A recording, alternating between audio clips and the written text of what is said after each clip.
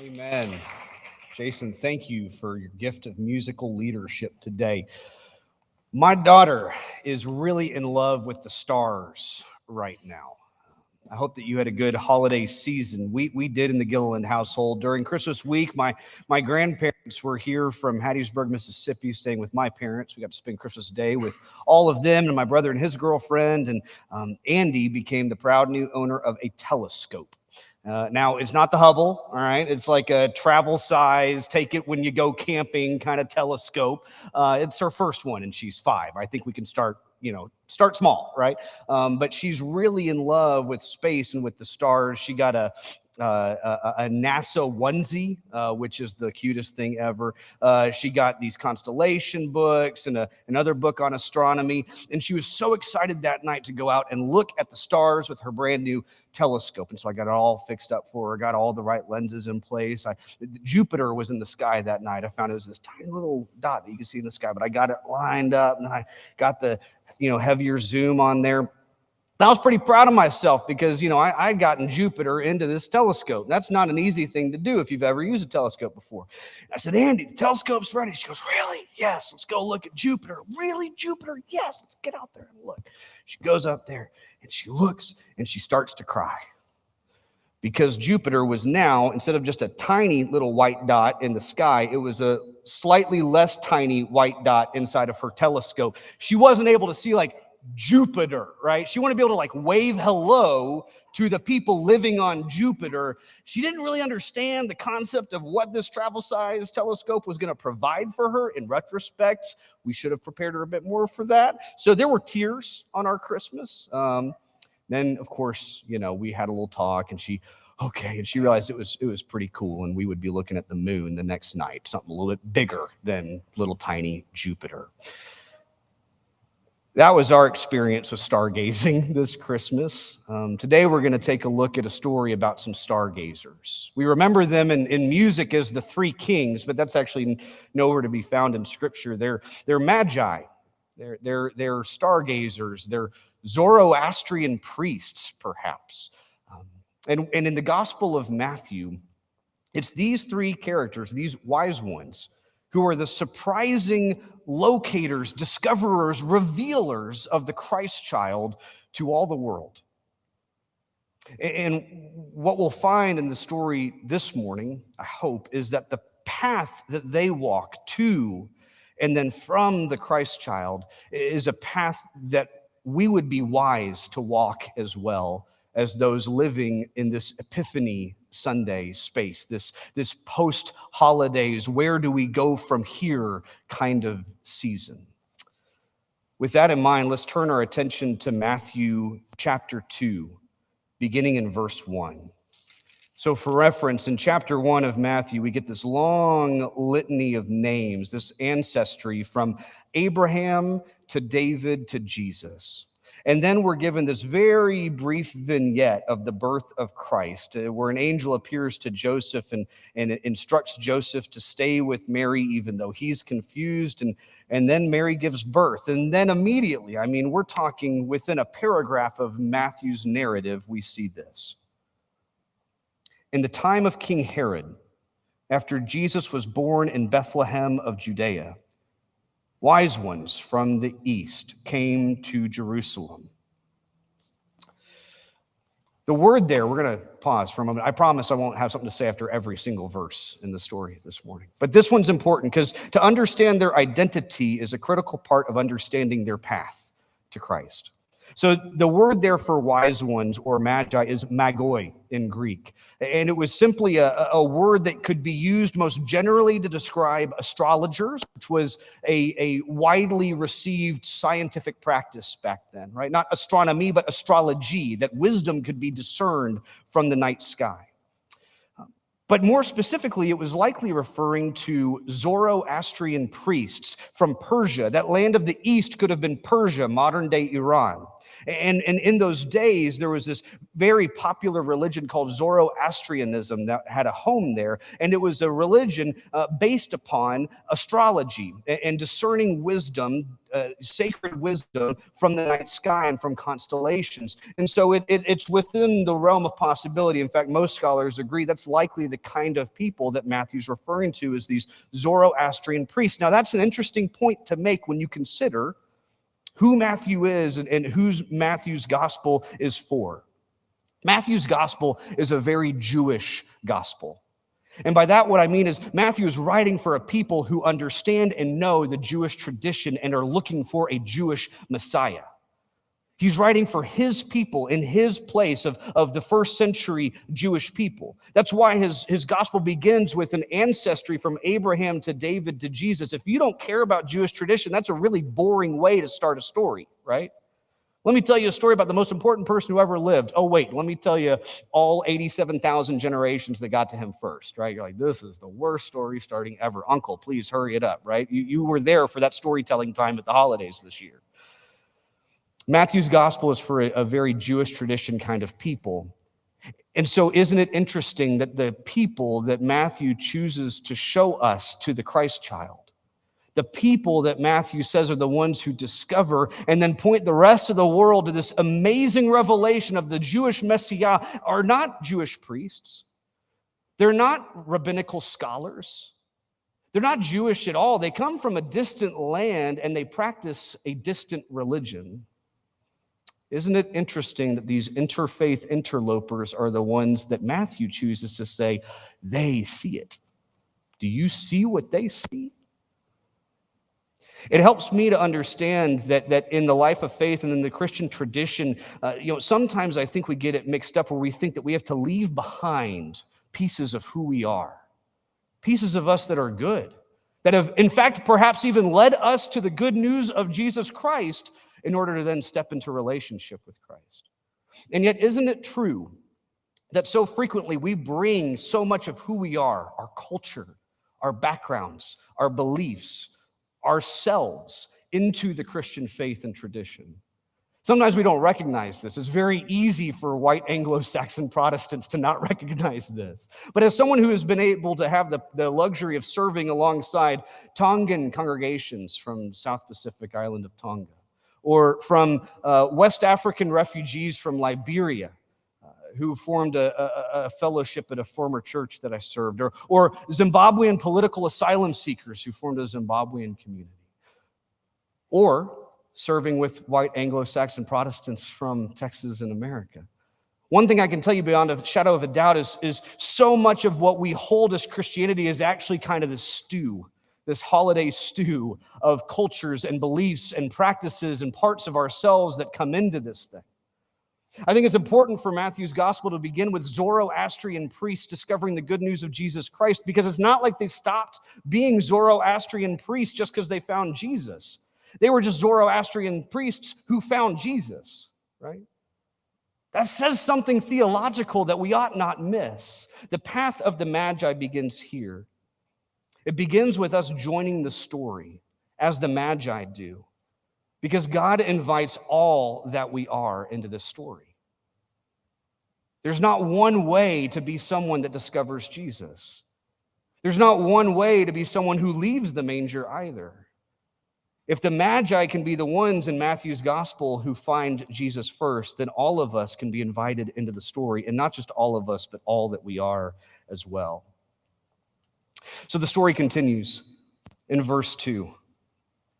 So they come to Jerusalem and they ask King Herod, "Where is the child who has been born King of the Jews?" Now that's a really funny question to ask of King Herod, right? These Magi walk into the palace and they go, "Oh, King Herod, nice to meet you. By the way, do you know where the king's at?"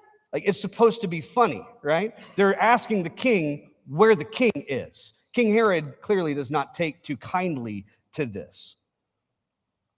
"We've observed his star at its rising. We've come to pay him homage," they said. When King Herod heard this, he was frightened. Wouldn't you be? And all of Jerusalem with him. And calling together the chief priests and the scribes, the people, Herod inquired of them where the Messiah was to be born. So King Herod pulls in all the religious power players in Jerusalem to say, okay, where is this so-called king supposed to be born? They told him in Bethlehem of Judea. For so it had been written by the prophet, and here they quote Isaiah. And you, Bethlehem, in the land of Judah, are by no means least among the rulers of Judah, for from you shall come a ruler who is to shepherd my people Israel. Matthew will go on later in this chapter to also quote Hosea and also Jeremiah, connecting Jesus' story back to the prophecies of old. Again, this is a very Jewish Messiah for a very Jewish people, for a very Jewish gospel. Even more interesting that the Magi begin the story this way. Then Herod secretly called for the wise men and learned from them the exact time when the star had appeared. Then he sent them to Bethlehem, saying, "Go and search diligently for the child, and when you have found him, bring me word so that I may also go and pay him homage." Yeah, right. King Herod has no intent on paying homage to anybody. King Herod is set on getting rid of this threat to his throne, right? Now, spoiler alert, at the end of the story that we'll read this morning, the Magi don't go back to King Herod. And instead, what's going to happen is Herod, being unable to find Jesus himself, will instead open this new decree that all firstborn sons are to be killed. Similar to the opening story of Moses' story, if you'll remember in Exodus, when Pharaoh has a similar decree with the Hebrew children. Again, this is a very Jewish story for a very Jewish people and a very Jewish gospel. This is a dark and dangerous time. This isn't warmth by the fire and Christmas cookies and watching Jingle All the Way for the 12th time. This is scary. This is fear-inducing. And this is when the Magi keep searching. When they heard the king, they set out. And there ahead of them, it says, went the star that they had seen at its rising. So they're following literally this moving star. It's meant to sound kind of supernatural. You know, some scholars will try to figure out, I wonder what they saw in the sky. Maybe it was when Jupiter and Saturn aligned. That's fine. Speculation's great. But I think it's meant to sound kind of narrative and supernatural in that way. I don't know that the author is trying to make us see something realistic. There's this star that they're following, and it's moving in the sky until suddenly it says that it stops. It stopped over the place where the child was. And when they saw that the star had stopped, they were overwhelmed with joy. Overwhelmed with joy. That's an interesting word to use there. There's a lot of emotions they could have felt in that moment. They could have felt fear. That's an emotion that a lot of people in the Christmas stories that are told in our Gospels feel, right? When the angels appear to anybody, they're terrified. Right? Wouldn't you be? They don't feel fear. They could have felt awe, perhaps.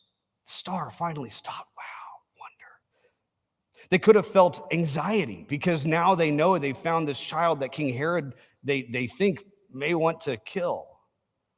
But the word that is used there is this sense of joy. I think it's important for the Magi to lead us to a place of joy in their path. Because I fear that too many people invest themselves, and I've done this in my life too, in a faith that does not expect joy in the night. I think it's important to hold a faith where we can expect or even demand to find joy in the night. And I'm not talking about a literal night. I'm talking about those kinds of nights when you feel like the world is closing in around you, that season, when it just feels like there's nothing but darkness, where you feel that there is a threat around every corner, where there is a Herod oppressing you and your people. And there's a star in the sky. There's a pinprick of light. It looks like the little tiny dot that's a little less small in the telescope of my daughter. And you see it there. And the closer you get to it, the more it moves. But here's what I don't want. I don't want a faith that says, be satisfied with that. Be satisfied with the hope that one day you might experience joy. And when I say joy, I'm not talking about circumstantial happiness. I'm talking about deep-seated, soul-rooted joy that can't be robbed by any certain day-to-day ongoings, that can't be taken away based on how my Tuesday morning went. Right? I want a faith that says that if I keep holding that star in view, if I follow it, even as it moves, I can expect that at some point that star will stop. Even if it's over something as simple as the birth of a child to a nondescript family in the poor part of town. But I can find something simple in this life that can bring me great joy, and my faith can lead me there. I don't want a faith that says life without joy is all there is.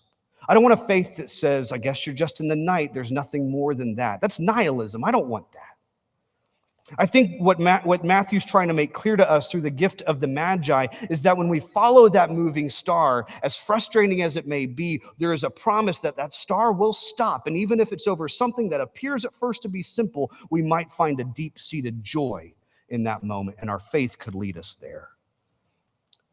So the Magi lead us to follow the star and to search for joy in the night. Maybe you're in a season of what feels like night right now. And I don't know where the star will stop for you. But I trust that we have a faith in a God who will lead us there in time. So what they find there, it says on entering the house, and we talked on Christmas Eve how it's not really as stable as we see in the Nativity set. They would have been in a family home in Bethlehem, some distant cousin of Joseph, in the spare room that the animals would sleep in at night. On entering the house, they saw the child with Mary, his mother. I guess Joseph was out getting milk or something. I don't know where he is. And they knelt down and paid him homage.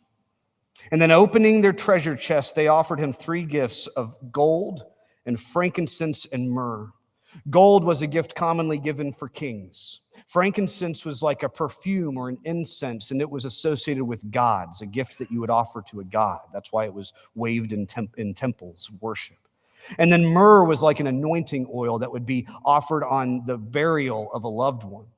So these 3 gifts, the Magi in the 2nd chapter of Matthew, these far off distant priests of a different religion are offering the gifts that show that they know who Jesus is. Their faith has led them to this child that they are hailing as king. They are worshiping as God, and they know will lead them from death into life. Before Peter or anybody else can make any sort of enunciation, the Magi get it. Do you see what they see? And then it says in verse 12, and having been warned in a dream not to return to Herod, they left for their own country by another road. So these gifts that they've given, king and God and death to life, these gifts that they've given are immediately put to the test. It's as though the Spirit meets them and says, okay, I understand that you think you know, but are you ready to live like you know? And they take a different path as a result. You know, Matthew's gospel, Joseph, Mary's husband, is the first to follow God's leading when the angel visits him. But the Magi are close behind. It occurs to me this week reading the story that Luke's gospel, by comparison, seems to be really concerned that messages are received and then believed. The message received by Zechariah or by Elizabeth or by Mary, the important thing there is that they are believed within their heart, within their mind. But in Matthew's gospel, it's not simply enough to be believed, but that messages be heard and then followed. Believing not just with your heart, but with your feet. It's what happens with Joseph in telling him to stay with Mary. It's what happens with the Magi in telling them to take a different path. The greatest gift that the Magi bring to Jesus is not, in fact, an item at all, but it's their willingness to follow God's leading, even into mystery, even into unknown, even when a star is not guiding their path. Gift giving is a funny thing, isn't it? Sometimes the gifts that we think we're giving are the most important thing, and they turn out not to be. You know, in our house this past holiday season, a lot of gifts were exchanged. Reagan and I were pretty pumped about some of the gifts we gave Andy and Jude. You know, telescope, not a small thing. NASA onesie, I wish I had one of those. All these books. I mean, Jude is so into Elmo right now. My son literally calls colors by the name of the Sesame Street character. I think he's going to go to kindergarten still calling red Melmo and yellow Duh, which is Big Bird, if you speak Jude. But out of all the gifts that we gave, package after package after package, do you want to know what the most popular, what the most beloved thing was received this Christmas season? It was a box of 44 packets of Kirkland brand Costco popcorn, microwavable popcorn that my son received. When he opened this box, I got it at Costco on a whim as a joke, like literally 2 days before Christmas. I wrapped it up. Reagan said, "That is the dumbest thing you've ever done. Why are you wrapping up a bag of microwavable popcorn?" I said, "Because I know my son." Right? He opens this box up. His eyes light up. He tries to lift it. He can't because it's so heavy. And he starts demanding popcorn at 8:15 in the morning on Christmas morning. And he sat there and ate a bowl. He didn't open any other gifts. He did not care. In that moment, it was not Christmas. It was popcorn day, right? Gifts are like a hollow, almost farce thing at times, aren't they? And the holiday season can feel kind of hollow and empty after it passes. We just came back from Kansas City 2 days ago, and there's a melancholy that sets in when you've loaded the car back up and you're driving home after the week spent with family. And I think a lot of us can leave this holiday season with that sense of kind of melancholy of where do we go from here? What comes next? Oh, good. January and February, everyone's two favorite months of the year, right? If you've got seasonal depression like I do, yeah, buckle up, take that vitamin D. It's going to be good. Imagine the Magi were wondering, where do we go from here as well? They had that same wondering. They didn't have a star to follow like they did before. They weren't going to listen to the local king like they had lived their lives doing. Instead, all they have to go off of is the whisper of a spirit in the night, saying, take this path instead.